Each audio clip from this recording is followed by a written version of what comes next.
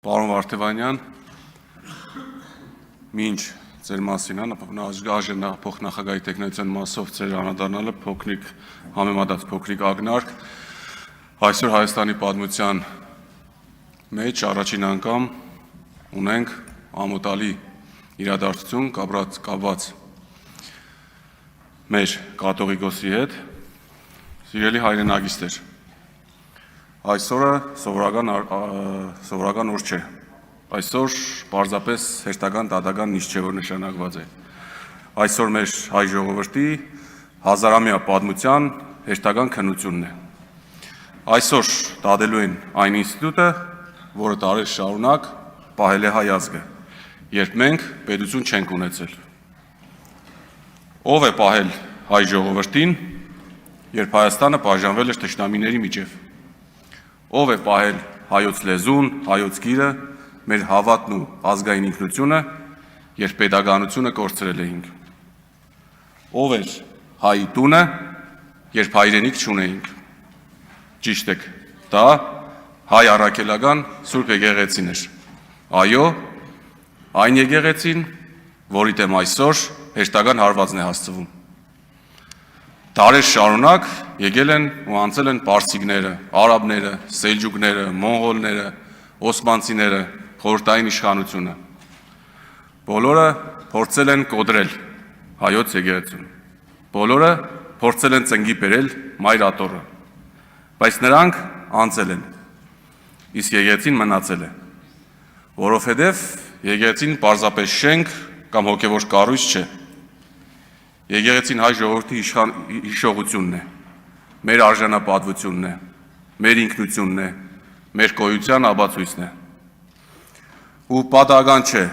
որ Հայաստանի Հանրապետության սահմանադրությունը հստակ կարգավիճակ է վերապահում հայ առաքելական Սուրբ եկեղեցում, ճանաչելով նրա բացառիկ առաքելությունը հայ ժողովրդի հոգևոր կյանքում, սա իրականում գեղեցիկ նախադասություն չէ, սա 1700 տարվա պատմության իրավական ճանաչումն է, ու հենց այդ պատճառով պետությունը սահմանադրական պարտավորություն ունի հարգել եկեղեցու ինքնուրույնությունը, բայց պետությունը իրավունք չունի իրեն վեր տասել եկեղեցուց, պետությունը իրավունք չունի խառնվելու եկեղեցու ներքին կյանքին այնպես, որ կասկածի տակ տրվի նրա ինքնուրույնությունը և տարերով ձևավորված կարգը, որովհետև իշխանությունները գալիս են ու կնում են, իսկ հայոց եկեղեցին շարունակում է կանգուն մնալ, այս իշխանությունը նույնպես անցնելու է, ինչպես անցել են իրենից առաջ եղած բոլոր իշխանությունները, այսօր, այո, կարող եք ունենալ իշխանություն, կարող եք ունենալ մեծամասնություն, կարող եք ունենալ ուժային կառույցներ, բայց դուք երբեք չեք ունենալու պատմության արտարացումը, եթե ձեր անունը կապվի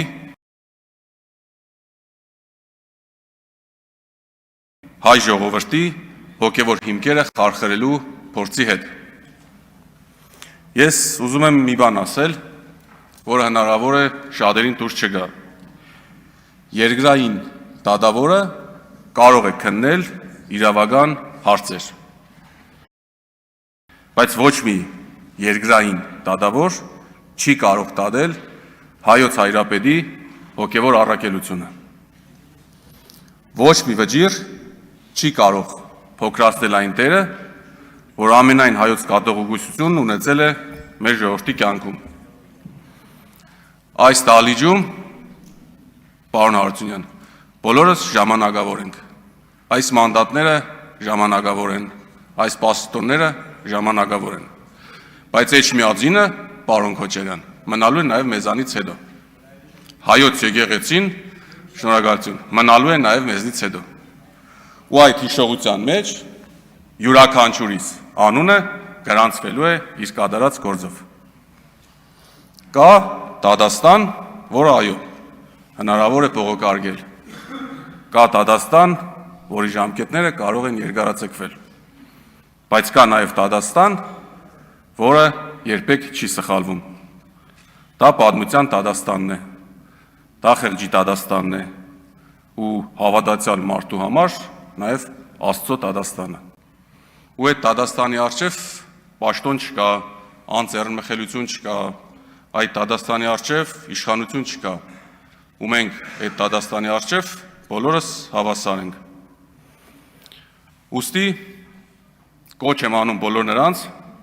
ովքեր այսօր վաղը որոշումներ են կայացնելու, հիշեք, որ ձեր առջև կանգնած է ոչ միայն մի մարդ, այլ մի հաստատություն,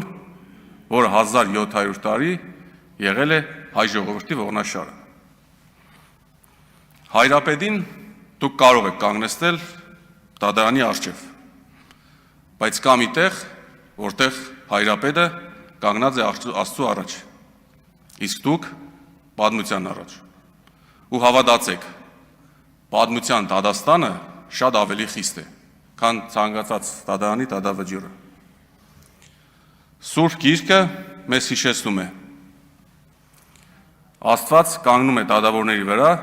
եւ Դադաստան է անում նրանց։ Թող յուրաքանչյուր որոշում կայացնող հիշի. վերջին խոսքը երբեք մարդունը չէ։ Վերջին խոսքը Աստծունն է։ Այսօր մեր ելույթների ժամանակ, եթե չեմ սխալվում, պարոն Սարգսյանն ու պարոն Ղազինյանը երկերից փոքրիկ հատվածներ ասեցին,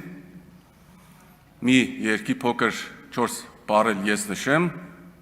որտեղ նշում է. Հայաստան աշխարհ, խաչը չհանես։ Շնորհակալություն։ Ինչ վերաբերում է ձեզ, պարոն Վարդևանյան, ձեր տեխնացությանը, իմ համար չեմ էլ ամենայն անգեղությամբ չեմ էլ ուզում անդրադառնալ ձեր մասնագիտական գիտելիքներին, այդ փաստ է, դա դե ֆակտո ունենք։ Մարդկային հատկանիշներին նույնպես փաստ է, դա էլ դե ֆակտո ունենք։ Իմ համար միայն ցավալի այն, որ իրավաբանական, փաստաբանական ձեր գիտելիքները, ձեր գիտելիքների մասով կարծիք են հայտնում ոչ մասնագետները։ Աստված պահապան հայ ազգին, խաղաղություն բոլորիս։